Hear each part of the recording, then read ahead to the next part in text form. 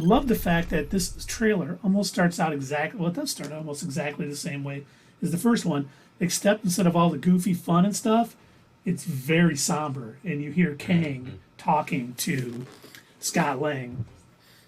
Scott Lang. I love all the kind of the theories that's swirling around of, you know, Kang being an interdimensional traveler and going through all the different universes. That it's at one point it's like he's asking Scott, "Have I killed you before?" As if he's unsure if he's encountered this version of Ant-Man before. Basically, that almost implying that he means so little to him. And just so you know, tease a little bit for the end of our breakdown here. I have a theory about the Kang that is stuck in the quantum realm. Mm-hmm. We'll get to that at the end, though. Theory Palooza. Theory Palooza, if you will. But you know, we saw that same scene with him and his thing walking. You have a daughter. Yeah, I like that he's basically a super celebrity now, like, you know, within the world of the MCU, because he, you know, if you think about it, if it wasn't for him, they wouldn't have been able to bring everybody back. He's got that famous podcast that we saw in Miss Marvel. Miss Marvel.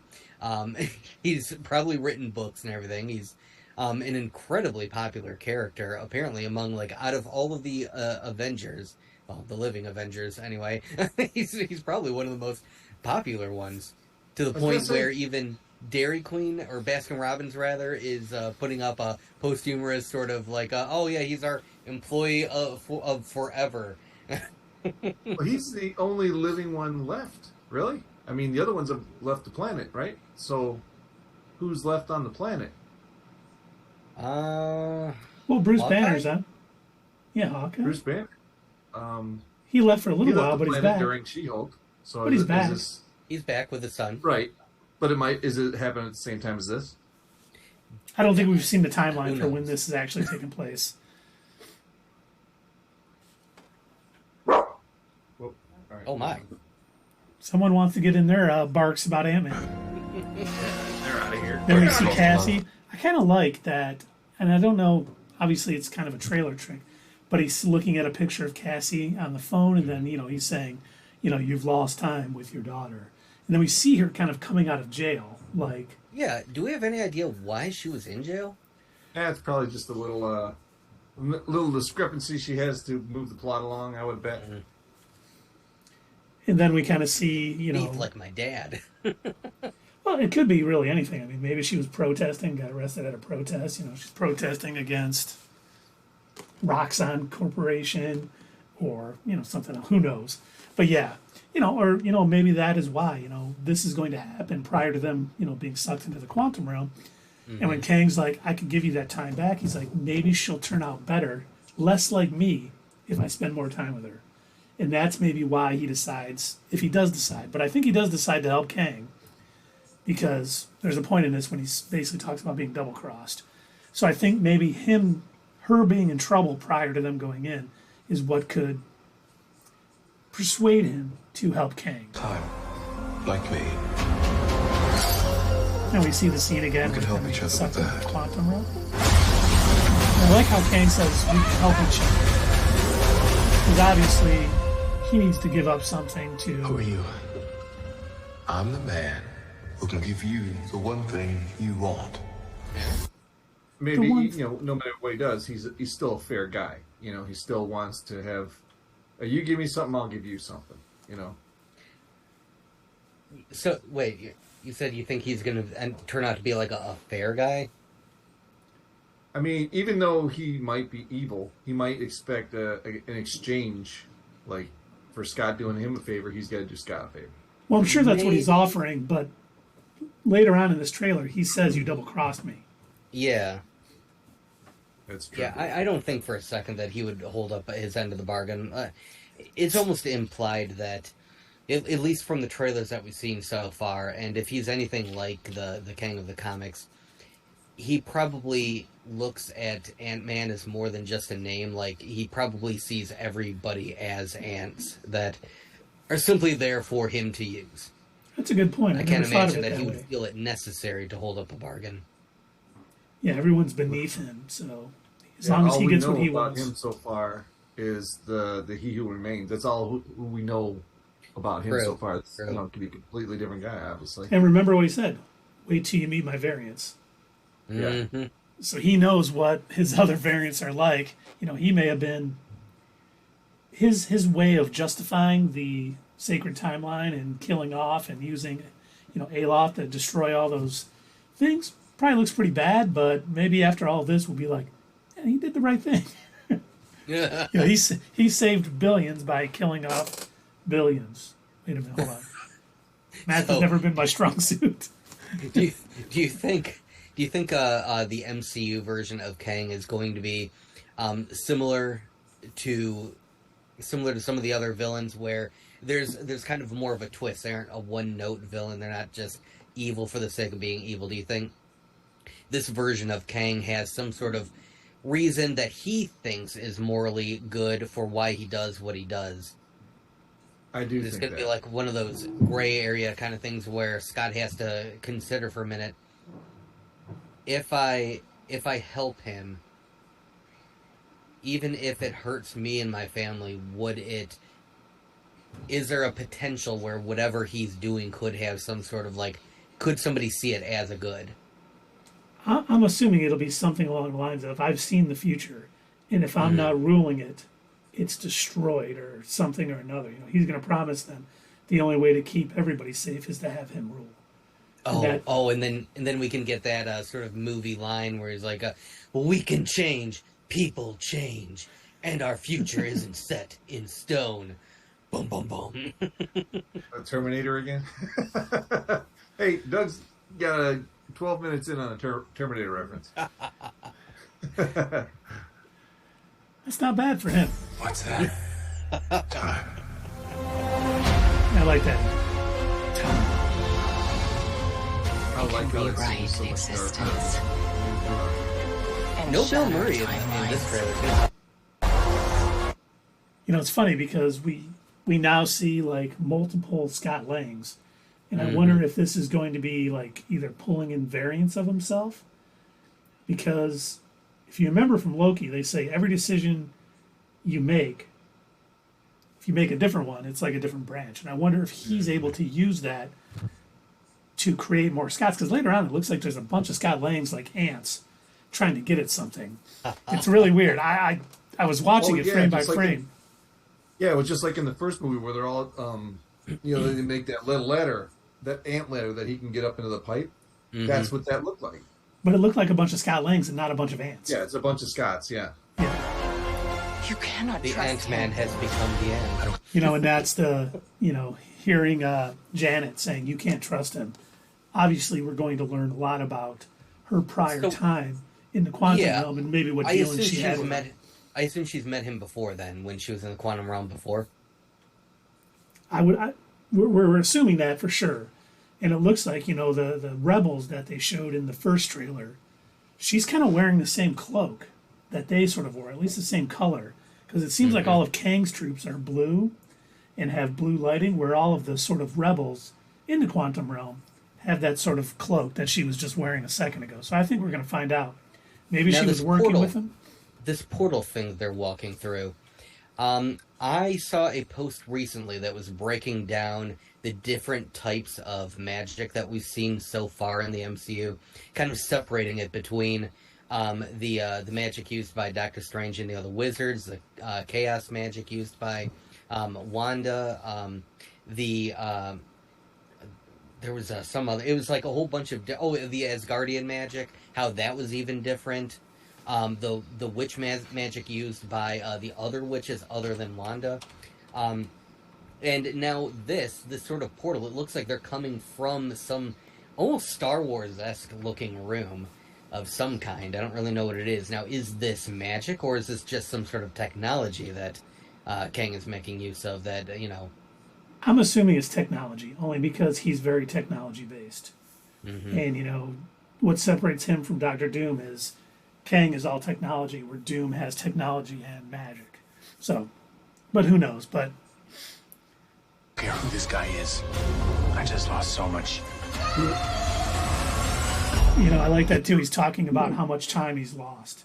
And it seems like that's, unless it's a trailer trick, that's going to be the motivating factor. Cassie and the time he missed with her, the 5 years he was gone, with her growing up without him. Because he says... You don't think he wants to...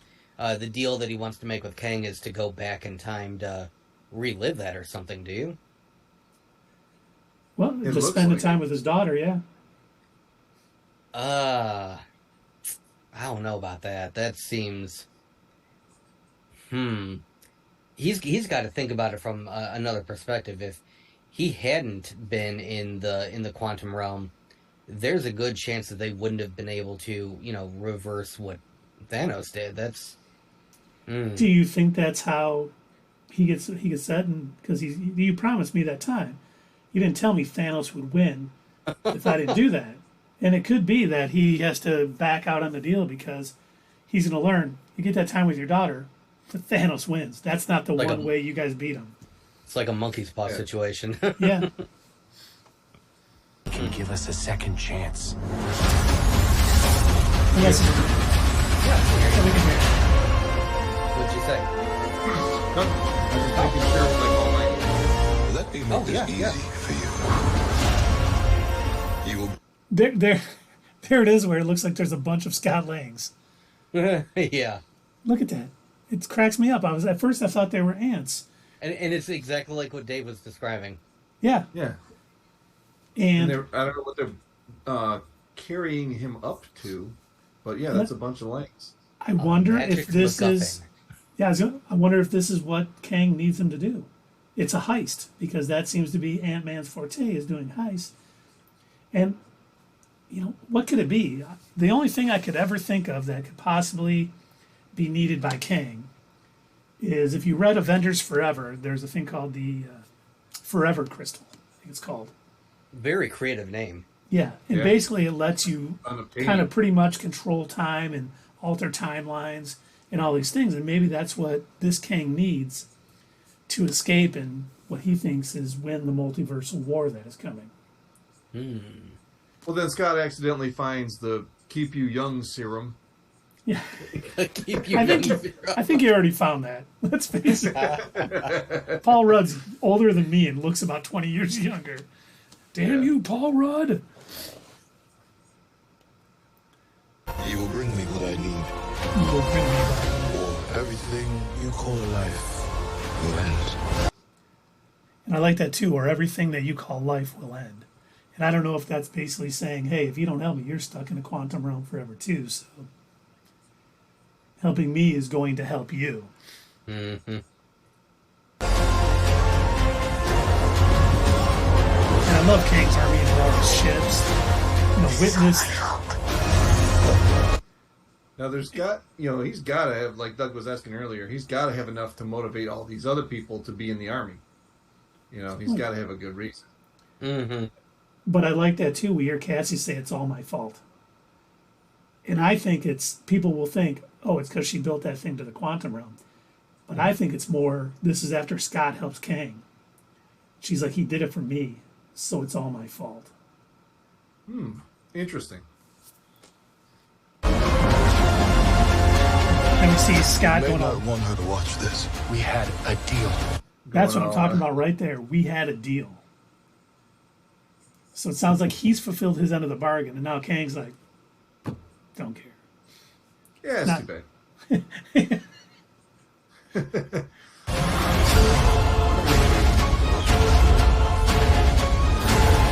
Then we get to see a shot. We get MODOK right there, which we did not see in the first MODOK, trailer. that's awesome.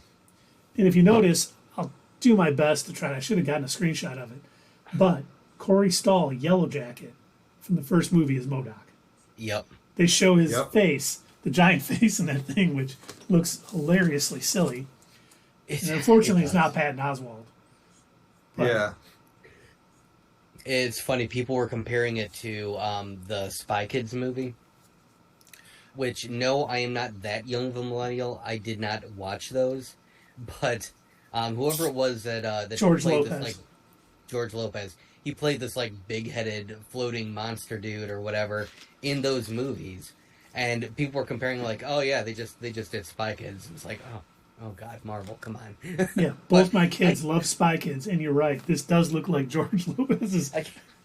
I guess if you think about it, like, how else were they going to do MODOK? Like, he's such a ridiculous character. Like, to try and bring him into live action, I think they just need to accept. Yeah, he's going to look silly. It's like the one bad guy from the Green Lantern movie with the gigantic headed dude. It's like, how do you do that without not making it look silly? But you know what's funny? Think about the end of the first Ant-Man movie when he got basically shrunk down to the quantum realm. Like his whole body was shrinking at different rates. So it actually, I don't know if they knew they were going to make him MODOK in the quantum realm in the third film, but it fits that he's got a giant head and little arms and legs because that's how he was shrinking when he came down to the quantum realm. I don't know if they planned out that well or if someone was just like, yeah, let's just make it Corey Stoll because, he shrunk. You thought you could win. Could be then. No, very well. They could have had this all planned out. And I love that too. He's like, do you really think you can win? And he's like, no, we just both have to lose. Mm-hmm. Because it would be almost a little silly if Ant-Man kicks the crap out of Kang in this movie. It would really hurt setting him up as a big bad, which leads me to a question I'm going to have at the end of the trailer too. For both you guys and anyone in the audience. We saw him curb stomp him there in the Have helmet. to win. We both just have to lose. Growing. Then we see the Scott Lang's going up, but yeah, he's like, I don't have to win. We just both have to lose. Which is a very far cry from their first trailer. And I love this right there. Kang just blasting with his... He is obviously very upset about something, and I don't know if this is after Scott, they both lose, per se, and he's angry and he's taking it out on his army, or he's attacking, rebels. Who knows? But Kang looks very angry here. And I cannot wait to see that, because this Kang... Kang's one of those villains who, when they first said he was coming to live action, I was like, it's going to be hard to make him comic accurate. But they did a great job with him. Yeah, they really have.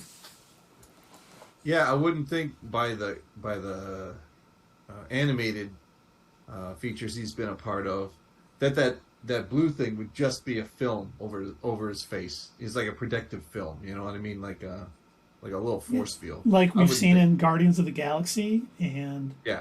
It's kind of nice that they're kind of keeping it all together like that. So Kang's using almost the same technology that Star-Lord and people are using.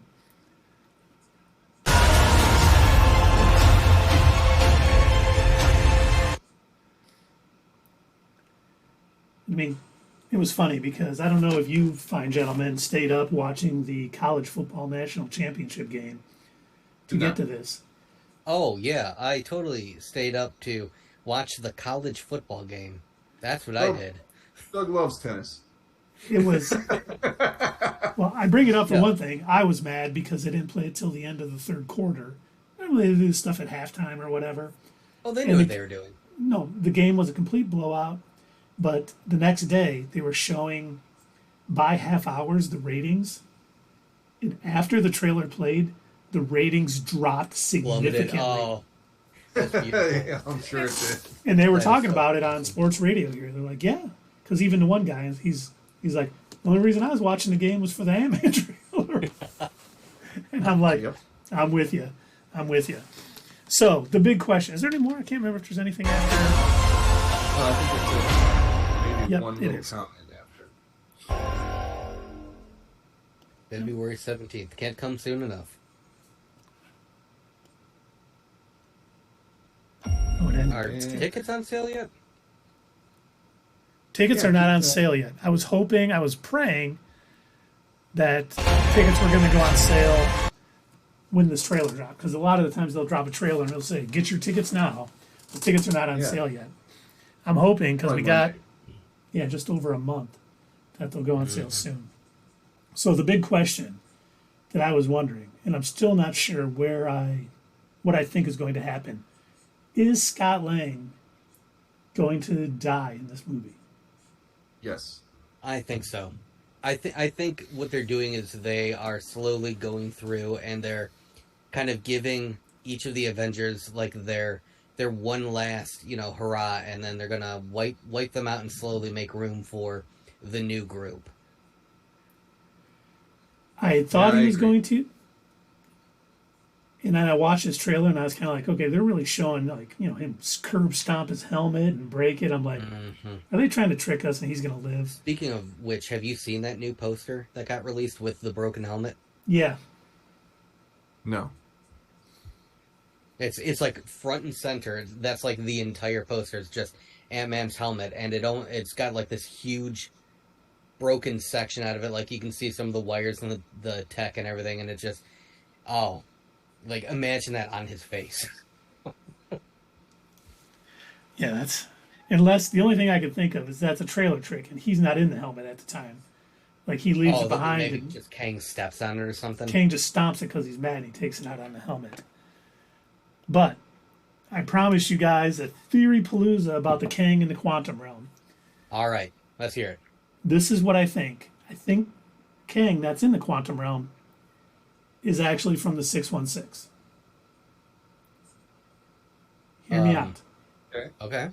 Because he's, I don't know how he got trapped there, maybe by the Fantastic Four in the past, and maybe we'll find out something in the Fantastic Four movie that they kind of met him in the past, like in the comics when he was Roma Tut. They knew he was dangerous, and Reed Richards trapped him in the quantum realm. And the reason I think that, Now, when you say 616, you mean the MCU 616? yes, because they Okay, refer to it alright. as a 616. All right. Because- be sure. And I think this was before the multiversal war. And the reason that He Who Remains chooses the 616 basically as a sacred timeline is because it doesn't have a Kang. So he knows there's no issues with this. As long as it doesn't branch off and create another reality where Kang's going to be there, the sacred timeline will be free of Kangs. And if he That's does get out, that's going to be the catalyst that basically starts bringing all of the Kangs, the Council of Kangs, if you will, back into the multiverse, which will kick off the multiversal war, which I'm sure we'll see in the Kang Dynasty and in Secret Wars. Go ahead, Dave. What, Make the Rick and Morty reference. The Citadel of Ricks. Yeah. That's where they got the idea, though. But And a bunch of Ricks got together. They think they're untouchable now. They're Yeah. a bunch of idiots. a bunch of Ricks got together because they didn't want to have a government, and you formed a stupid government. But I was thinking, like, is that true? All Ant-Man movies are heist movies. Yeah. And, like, Captain America was all spy movies. And obviously Guardians of the Galaxy are all out in outer space. I guess so. I like how they do that. guess I didn't realize that Captain America movies were spy movies. Yeah. And even Endgame was a heist movie. Yeah. Yeah. Time heist. Yeah. So go Scott. He's controlling. Mhm. Yeah, there's a reason he's writing books and has a podcast and is so famous. Him and that rat saved the 616 universe. I hope they made that rat like a government mascot or something. You know what I Saves- would really hate is if they took this Kang, and let's say at the end of this movie, Scott actually does defeat him, and he kills him, right? But since we're in a multiverse, this is where the multiverse drives me nuts. We could just have another Kang pop in for the next movie. And that's where I would be like, come on. I hope that really doesn't happen. There can always be other Scotts, other Iron Men, the universe is endless. All could of be the only Spider-Man. And I don't think they'll do that because I think if they have Scott like kill Kang, or utterly defeat him, it's going to make, this is a real big baddie. Ant-Man stomped him. Who couldn't beat him? Hey, Hawkeye, I need you to take out Kang, take care of our light work. Because, they're building him up to be, a bigger bad than Thanos. Yeah. To do that, he can't be whooped by Ant-Man. I think it's just going to maybe stop really- his plans temporarily. I think he's going to retreat. I think that's what's going to happen. He's going to be defeated more or less by Ant-Man, where he's not going to be able to do whatever it was that he was planning on doing, but he's going to still have that Forever Stone or whatever that'll at least allow him to escape, and then plan a getting revenge on the Ant-Man. I'm not trying to spoil anything by our picks, and this doesn't change anything. But I was just looking up the cast, and when you were asking if we think Ant-Man's gonna die, I still think he's gonna die. But the rumored cast for the Kang Dynasty has Paul Rudd in it. Oh, That would be a terrible. It says rumored though, so it's a flashback. Yeah, that would make sense. A flashback, but. Or Kang is so pissed at Scott Lang that he just travels the universe finding other Scott Langs to kill. That's why he says, "Have I killed you yet?" Yeah. Because I'm going to do it again and again and again and again. If you even slow me down a bit, you got me, Look Scott at Lang. a universe where Scott's like still in prison and he's like just got a terrible mustache and a bunch of prison tattoos. Like, yo, what do you want, Purple Man? That would be I'm not awesome. the Pope man. Yeah, David Tennant walks in. What are you talking about? The Purple Man. I got it. I got the joke. In fact, the only two people that are confirmed for that movie are Jonathan Majors and Anthony Mackie. Just Interesting. Now, we know that Kang is probably going to, escalate into a big bad for future Marvel movies, but what about MODOK? Is he going to make it out of this movie alive? I don't think so. no. I think he has a one and done. One and done. Yeah, I think whatever he's doing, if he's the person that Scott has to steal from, Kang's going to end up killing him at some point. Like, MODOK will not be seen in another MCU movie unless they reboot the entire universe. I just don't understand why they couldn't have gotten Patton. I mean, I get this needs to be like a more dark and somber movie, and it can't be too over the top goofy, but still, I think Patton could have played an evil villain. He could have. I think they just want Corey Stoll because I think he could have toned down his version of MODOK. Yeah, I Would've think been- Corey Stoll was great for that role anyway. Now, is he playing the same character transformed into MODOK? we are assuming hasn't been confirmed yet. But the fact they got the same actor who was shrunk down to the quantum realm at the end of the first movie makes sense. But we'll find out probably February 16th. Yeah. How long is this movie? Do we know? 2 hours Yeah, and right. 5 minutes. Oh, that's not bad at all. No. It's like your average Marvel movie right there. Yeah, it's the longest Ant-Man movie, if that is true. That has not been confirmed, but, like prior to it being released, they always send out to the theaters how long it's going to run so they can plan watch times or, start times and everything. And they're usually pretty accurate when they come out. When it's this close to the movie release, when someone's like, I've read that Secret Wars is going to be a 17-hour epic. It's like, it hasn't even been filmed yet. There's no way you know that. But, when it's a month away, they're usually pretty good. There's been multiple reports that it'll be about 2 hours and 5 minutes.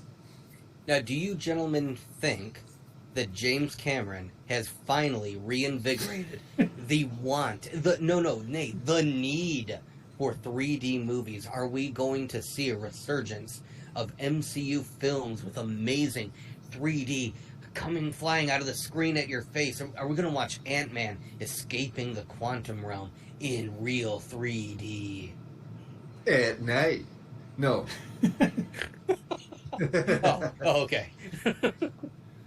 I don't want to see it in 3D. I mean, I'm not big on 3D to begin with. So. Neither am I. 3D is gimmicky. It is. It really is. Now, if it was virtual reality, now there's where you go next. Everyone gets the VR goggles in the theater, and you're just like, oh. Yeah, you turn around and it's something always there. Yeah. Yeah, like you hear a voice behind you, you turn around and it's Kang, you're like, oh my god. Or like a fifth dimension where they add the smells to the seats and stuff, and they just every time you're in you're in a certain scene, it'll spray out that smell. I'm never seeing A New Hope when they go to the garbage disposal in 5D. This is disgusting. What a wonderful smell you've discovered. What about Empire Strikes Back? And I thought it they smelled bad On the outside. on the outside. Yes, we will be avoiding Gotta do any the 5D really long Family Guy movies. pause. Yeah. Now, speaking of speaking of Patton Oswalt, there was a show. It was sort of like Black Mirror. I don't remember what it was called, but he was in it where he was playing kind of an older uncle, and he absolutely hated the way new movies worked. He absolutely hated. He did. He what? Hated it? And granted, whenever this episode was made, I want to say it had to have been early 2000s, back when everything was coming out in 3D. And so the premise of it is he used to go to the movies like every week with his niece, and they would go see whatever new movie was out. And now she's a little bit older, and she's feeling embarrassed of going to a movie with her uncle. And she hands him the pair of 3D glasses. Like, I don't want to wear these. That's dumb. And like what you guys said, it's gimmicky. I don't want. And so he's trying to watch the movie, and he's complaining the whole time. Oh, this sucks. Oh, it's blurry. Oh, I don't want to watch it. And then he starts noticing. He's looking around, and he's realizing that all of the ushers and the movie projector guy, they're all aliens. They're all scrolls. And the glasses are keeping you hidden from seeing the real them. And it turns out his curmudgery is what saves the day. Love it. It's like They Live. Yep. Yes, Remember They Live? pretty much identical. That 20-minute to Lilly, fight but scene? like way even lower of a budget, if you can imagine. And it's funny you say Patton that. Oswalt complaining about hating 3D movies. It's funny you say that because I don't know if you saw the quote from. Oh my God, who's War Machine? I can't think of the actor's name. Don Cheadle. Anthony, Yes, Don yeah, Cheadle. Don Cheadle. Sorry. Don Cheadle said today that Secret Invasion leads directly into Armor Wars. Where did we hear someone say that before? Sharon Carter. Skrull. Stealing Stark stuff. It's gonna get ugly. Okay. And I do think, just to make another prediction here, I think Justin Hammer is going to be the Titanium Man of the MCU. Book it. And also Mark a this. scroll. He might have been a Skrull too. But Sharon Carter, yes. Justin Hammer, maybe not. Because why would they make a Skrull that dumb? Oh, well, He's smarter than any of us, though. That's true. Elon Musk was in Iron Man 2, and I'm pretty sure he's a scroll as well. He definitely is. But So, plenty of dumb scrolls. the one thing, and Doug, I'm not trying to insult you. I know you're a Skrull, and I don't mean to say anything. I don't mean to stereotype Skrulls in any way, but everybody knows that Skrulls cannot dance as good as Justin Hammer. It's just, everyone knows it. They don't got the rhythm. Wow. So, Wow. we know. You just totally did a racism. You're canceled. So that means the Justin Hammer from Iron Man 2 is the real Justin Hammer in your Yes, book. it is. Absolutely. Absolutely. He screamed from the depth of his loins. God, that again. We got to get one of those quotes in at least every stream. All right. Anything else on Quantumania? Any theories that... No. None that I can think of at the moment, but, I'm sure there will be something that I miss, and come Sunday, when we stream live on Twitch, you should make sure that you follow us here on Twitch and like and subscribe us on YouTube. But come Sunday, I will probably be like, oh, wait, you guys, I thought of blah, blah, blah, Quantumania. Derpity derp. Well, gonna I'll be have the- a lot more theories after this comes out. This is the first movie of Phase 5, so we're going to have some idea in which way they're going. So are you saying that we might have to do a Quantumania What's Next? Absolutely. What's next for the MCU? What's next? Theory Palooza. I think What's Next is basically a Theory Palooza, just by another name. Yeah, but What's Next just goes on to the next film. If we want to do a Theory Palooza for all Phase 5, we could do that. We could. Yeah? Yeah, I think we should. We have not done a solid We haven't done a proper Theory Palooza. Palooza in a while, yeah. Yeah. So mark it down, people. Coming up sometime after February 16th. It could be the Sunday after. Could be the next Thursday. Could be any time after. A Theory Palooza about Phase Live 5. from Dave's mom's house. And you know what? We can talk all night. If I take the next day off, we're going to be up till midnight. Whoa, that late? I may have to take 2 days off. I'm an old man. That's I'm gonna be younger right than around Paul mine Rudd, and even Doug's though you would birthdays. never guess it. What's that? I said I'm younger than Paul Rudd, even though you would never guess it. Damn you, Paul Rudd! And don't forget to hit us up at Twitter, leave a comment down below, and we will see you next time on Not Your Status Quo.